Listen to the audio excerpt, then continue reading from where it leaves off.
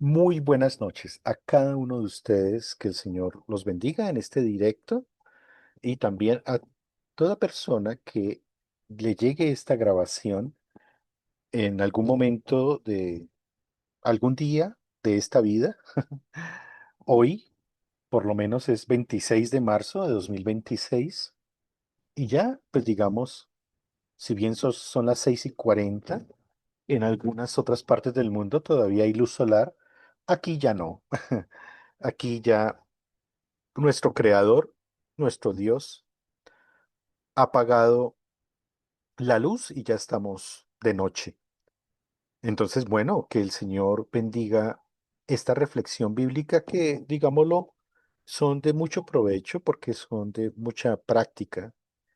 Miremos por un instante en Tesalonicenses, en la primera de Tesalonicenses, capítulo 5 versículos 12 y 13, como para hacer un repaso pequeño de hace unas semanas que veníamos trabajando un tema muy importante. En la primera de Tesalonicenses, en el capítulo 5 en el versículo 12 y versículo 13. ¿Quién quiere leerlo, por favor?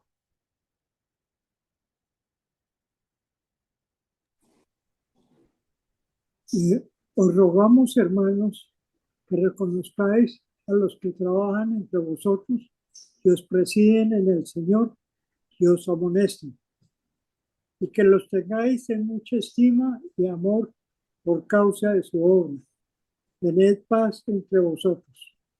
Gracias, Guillermito. Miren, esta cláusula que menciona el apóstol en esta carta, si bien es una exhortación, es una expresión de amor y también de reconocimiento en cuanto a que se haga un profundo respeto y reconocimiento a quienes presiden en el Señor y os amonestan. El texto es tan importante porque estamos manejando una situación que venía de tiempo atrás en esta misma carta con la enfermedad de Epafrodito, que arriesgó su vida para llevar una ofrenda a Pablo, y esa ofrenda que lleva Pablo lo recibe, pero en medio de una enfermedad de muerte.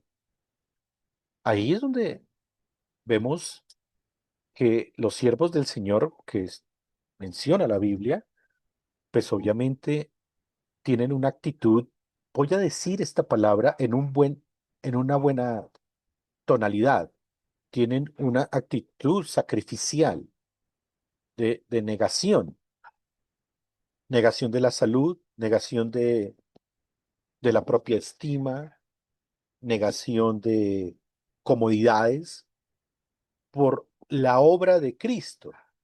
Pero miren que esto es bien importante.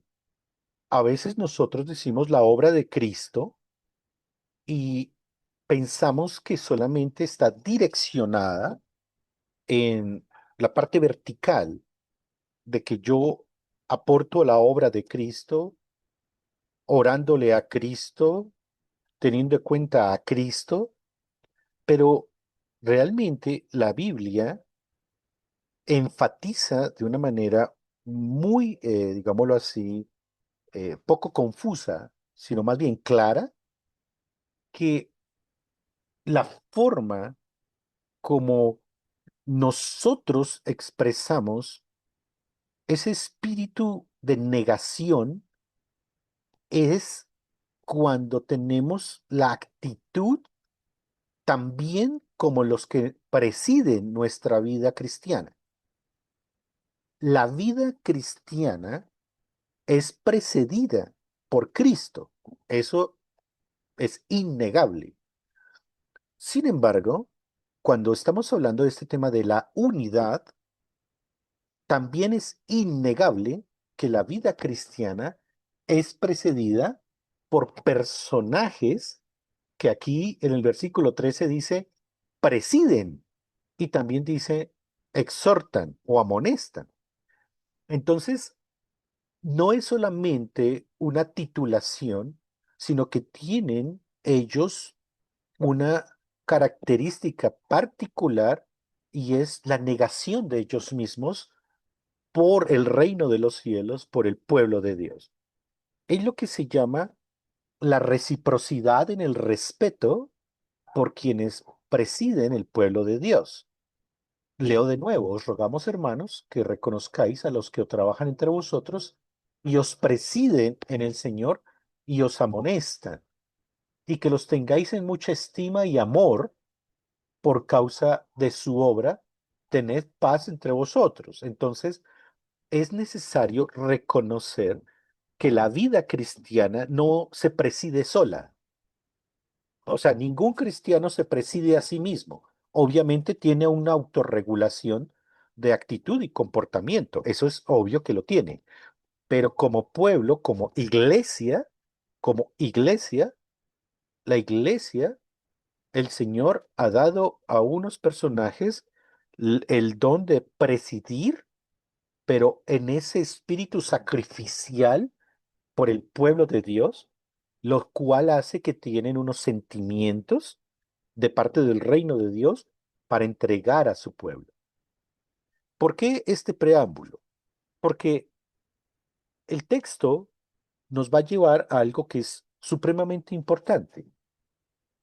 La unidad del criterio en la que nosotros vivimos. Cualquier iglesia, sea la iglesia local o la iglesia como cuerpo global, debe tener una unidad. Obviamente la unidad nace en la iglesia local. Y esa unidad es muy importante reconocerla como una unidad doctrinal, por eso tenemos nosotros confesiones, ¿cierto? Porque se salvaguarda esa unidad doctrinal de lo que creemos y enseñamos esas confesiones y los catecismos y digámoslo así, los lineamientos doctrinales, porque pues en cierta manera eso nos salvaguarda de resbalar en doctrinas o creencias que no son apropiadas. También es necesario entender que no solamente existe una unidad doctrinal, sino también debe existir una unidad del espíritu. Esa unidad del espíritu es algo bien importante porque se expresa en el amor y también que tenemos el mismo Espíritu Santo. Es decir, que el mismo Espíritu Santo nos guía, pero también nos otorga la fe y nos otorga el propósito mismo de nuestro caminar en el camino de Cristo, de nuestro Señor. Pero hoy vamos a ver una fase muy importante y quiero que miremos en la primera carta de Corintios, en el capítulo 1, acerca de esa unidad. Primera de Corintios, en el capítulo 1 y en el versículo 10. Dice, os ruego, hermanos, pues hermanos, por el nombre de nuestro Señor Jesucristo, que habléis todos una misma cosa y que no haya entre vosotros divisiones, sino que estéis perfectamente unidos en una misma mente y en un mismo parecer. Entonces, note, aquí viene el tema de, bueno, tenemos que tener la mente de Cristo porque lo está diciendo. No, no se busca la uniformidad. eh, Lo que el reino de los cielos, la Biblia nos dice, es que busca la unidad. Y esto es bien importante porque tenemos que reconocer que tenemos personalidades diferentes, trasfondos, contextos, que son supremamente diferentes. Pero la palabra de Dios nos llama a que estemos perfectamente unidos en una misma mente y en un mismo parecer. Y esto es algo que es bien importante para no caer en el tema de lo que se está viendo aquí, que quiere decir que yo soy de Pablo, yo soy de Apolos, donde lo dice más adelante en el versículo 12 y 13, donde el apóstol Pablo está, digamos, ventilando la división de la iglesia. Pero claro, aquí viene un punto supremamente importante, que yo creo que obviamente porque nosotros estamos revestidos por la gracia del Señor, debemos reconocer que eso es algo que el Señor quiere que nosotros practiquemos.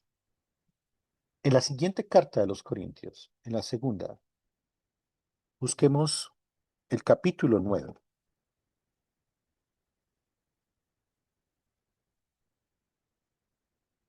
El capítulo 9.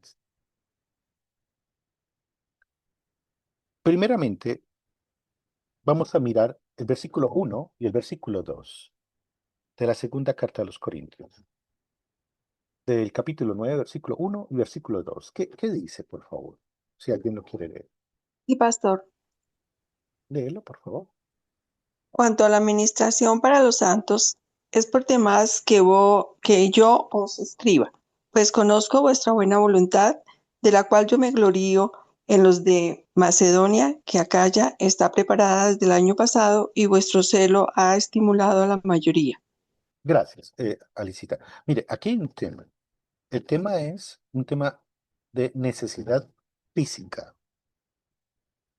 Cuando leemos cuanto a la administración para los santos, que es el versículo 1, inmediatamente tenemos que traer a la memoria que algo necesitan los santos, ¿sí? Es decir, no solamente vamos a hablar del respeto a los que nos presiden, sino que ya estamos hablando en otro terreno de una practicidad de esta situación de unidad. Dice, cuanto a la administración para los santos, es por demás que yo os escriba. Es decir, no necesito escribirles esto, pero lo voy a hacer. Estoy en una paráfrasis con lo que dice Pablo. Aquí viene el tema. Pues conozco vuestra buena voluntad, de la cual yo me glorío entre los de Macedonia, que Acaya está preparada desde el año pasado y vuestro celo ha estimulado a la mayoría.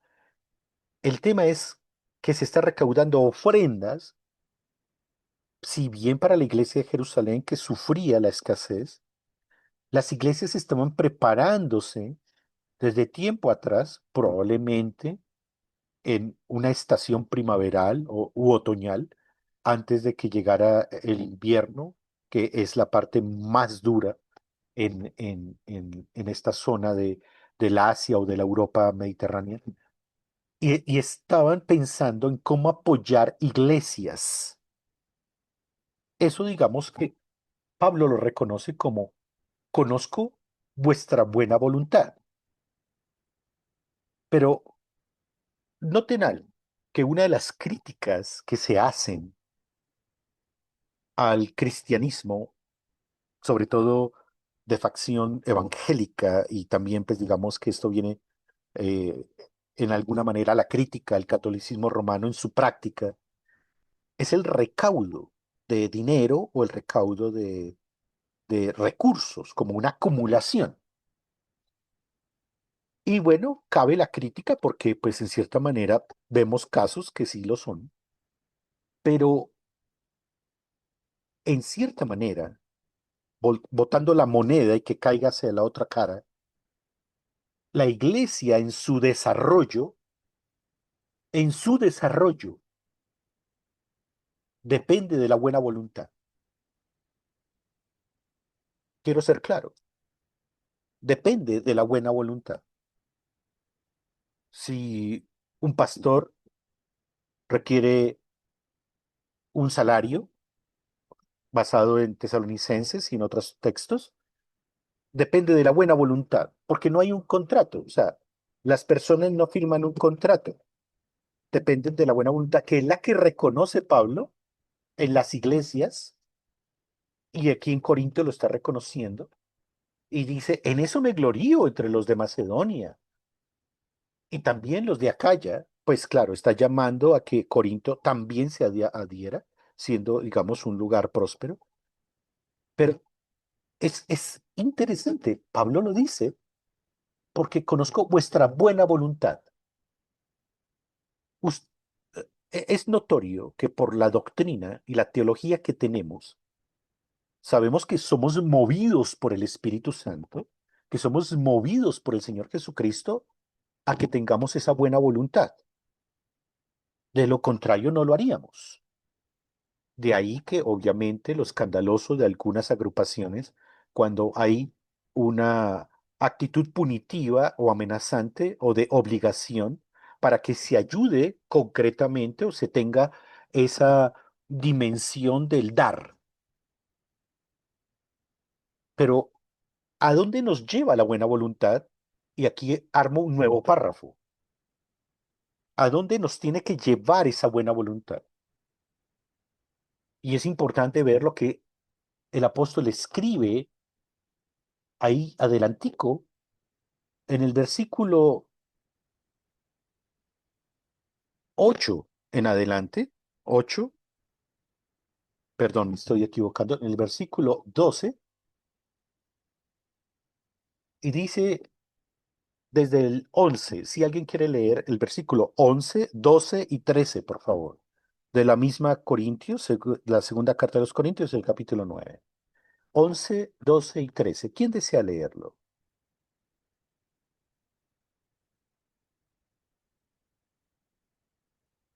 Segunda de Corintios 9, del 11 al 13. ¿Qué dice?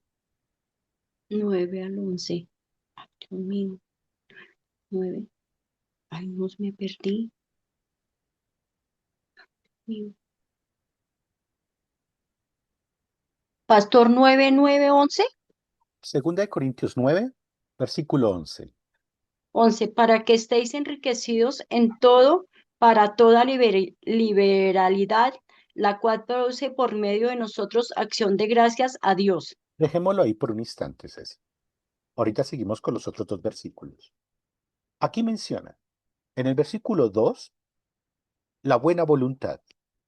En el versículo 11 dice, para que estéis enriquecidos en todo, para toda liberalidad, es decir, libre voluntad, de libre voluntad.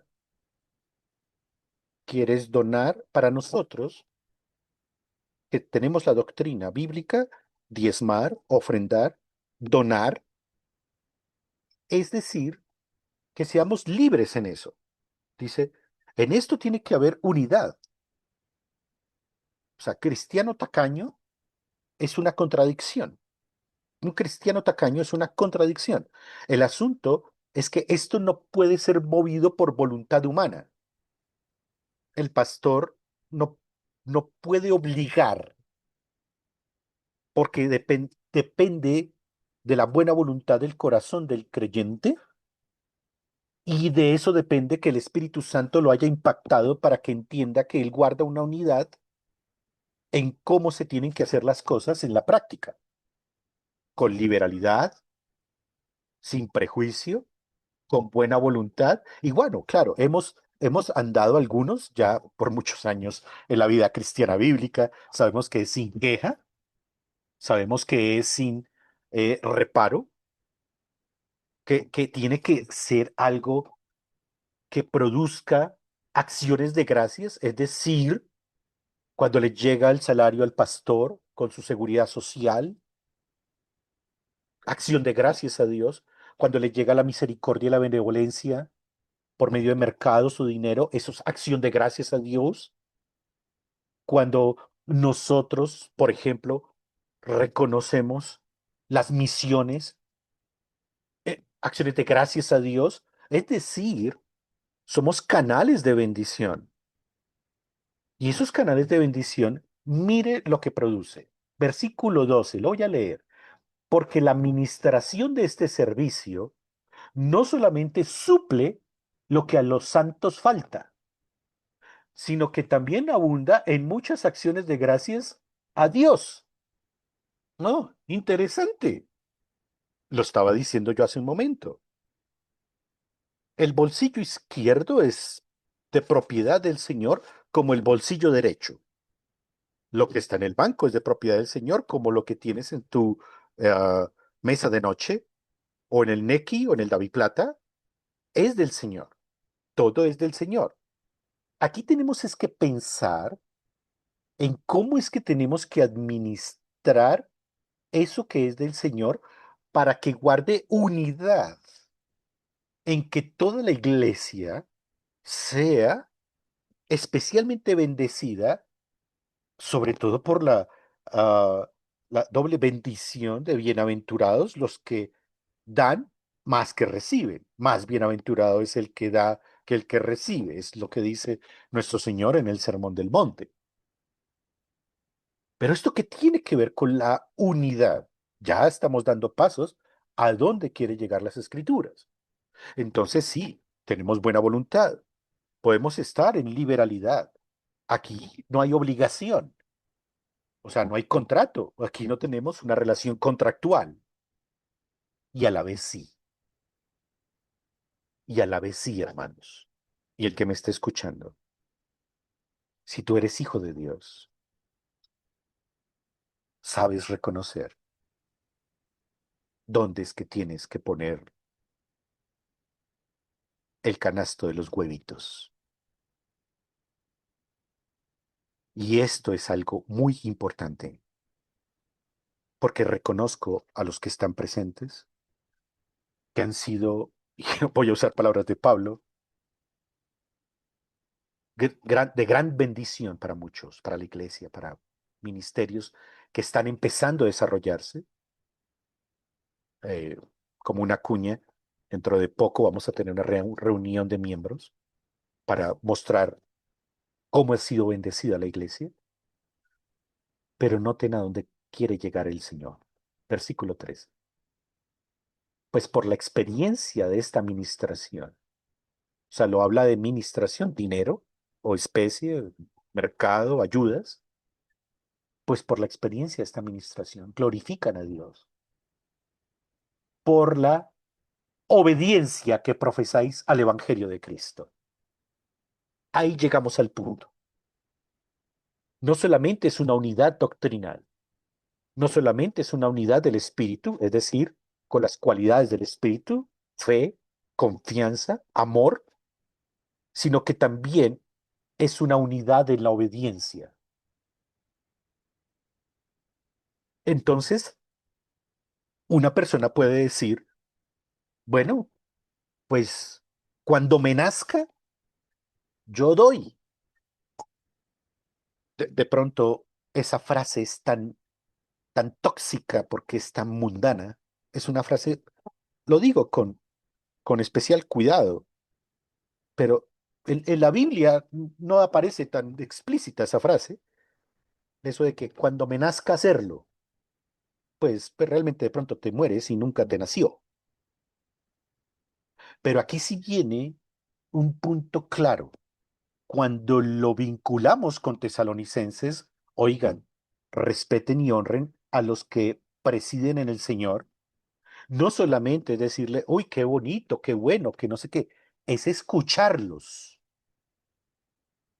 Y aquí me incluyo, porque ya ha pasado harta agua debajo del puente y a veces vemos cosas, y bueno, a veces no, y vemos cosas para cuidar la congregación, sus actividades, sus miembros, sus decisiones, sus emociones. Entonces lo que está diciendo aquí es, esos que os presiden, los dirigen a que tengan y que glorifiquen a Dios por la obediencia que tú y yo profesamos en el Evangelio de Cristo. ¿Dices que amas a Cristo? Ama a la iglesia. Pero la iglesia no es etérea. O sea, la iglesia no, no es algo por allá, pues, no, pues, por allá, efímera. No. La iglesia con quienes presiden, la iglesia con sus miembros, la iglesia con sus actividades, la iglesia con su culto, la iglesia con su respeto, la iglesia con sus emociones, la iglesia con sus sentimientos. Entonces aquí el Señor sí está diciendo, bueno, ustedes no firman un contrato, a la vez sí hay algo que como cristianos tenemos que hacer, y es glorificar a Cristo, glorificar a Dios si tanto profesáis que es que eres de Cristo y que amas a Cristo. Eres obediente. Ese es un punto muy importante. ¿Por qué se los digo? Porque como nosotros somos hijos de la gracia, tenemos la tendencia a ser permisivos, escudándonos o excusándonos en la gracia. Eso no está completamente mal. Claro que no. Pues realmente llegamos a estas horas de la noche porque la gracia del Señor estuvo con nosotros, en medio del clima, en medio de las actividades, posiblemente en medio también de la salud que tenemos, o en medio inclusive de los conflictos que en nuestra área laboral o familiar podemos estar teniendo. La gracia del Señor nos ha traído hasta aquí. El Señor dice, hasta aquí, ¿cierto? Pero nosotros somos expertos evasivos en lo que se refiere a obedecer. Somos expertos. Cada uno de ustedes y yo tenemos las mejores excusas para no obedecer. Y las mejores excusas en este mundo presente se están canalizando es en las emociones. ¿Por qué no viniste de la iglesia? Hace rato que no vienes a la iglesia. ¿Por qué? Porque estoy triste. Ahí ya colocan la persona o las personas una cortina de justificación. ¿Por qué haces esto? ¿Por qué haces lo otro? ¿Estoy cansado o estoy cansada? Entonces, ellos piensan o pensamos como seres humanos que si bien hemos sido regenerados por Cristo, redimidos de nuestro pecado, pensamos que el obedecer es una opción y está subordinada a la emoción de hacerlo o no hacerlo.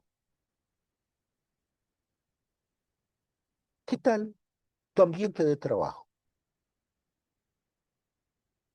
¿Necesitas tu empleo? ¿Necesitas el salario? ¿Qué tal? De pronto no es un buen ambiente, pero porque necesitas ese empleo y ese salario, porque tienes unas obligaciones terrenales que cumplir. El Señor te da la destreza para desarrollarte en ese ambiente. Entonces, a lo que quiero llegar es, ninguno de nosotros, ni tú ni yo, ni nadie en esta vida, tiene el ambiente ideal para desarrollar su vida cristiana. Entonces, si estamos hablando de buena voluntad, una persona puede decir, ya no tengo buena voluntad. Si estamos hablando de liberalidad, una persona dice, no, pues me vuelvo tacaño. Pero si estamos hablando de obediencia, la persona no puede decir, ahora me vuelvo desobediente. Si notan la plataforma, las diferentes plataformas del desarrollo del pensamiento en la unidad cristiana, si bien lo hacemos por el vínculo del amor, lo hacemos por el vínculo doctrinal, por el vínculo de la fe, sí hay una plataforma de obediencia. La hay. Y noten que no está hablando solamente de cuestiones de entrega de dinero, de ayuda al necesitado. No, está hablando de nuestra vida cristiana. Y nuestra vida cristiana guarda una unidad en la obediencia. ¿Y quién te enseña esa obediencia? El que se para ya a presidir. Que no se autogestionó, sino que el Señor lo puso. No se autonombró, sino que el Señor lo coloca. No para hablar cosas que no son de Cristo ni de la Biblia, sino para hablar de Cristo. Pero qué interesante que cuando tú lo haces por amor a Cristo, ya estás obedeciendo. Pero si tú lo inviertes, se vuelve pesada carga. el don que tú tienes, sea físico, sea no físico, cuando tú lo entregas sin esperar nada, en la liberalidad, ya estás obedeciendo y estás teniendo un corazón de buena voluntad y estás desarrollando el reino como debe ser, sin esperar nada cambia. Pero si alguien te dice es una obligación, no lo recibas tan mal, pero tampoco lo recibas tan bien. Probablemente el Señor te está hablando, pero no es cumplir por cumplir,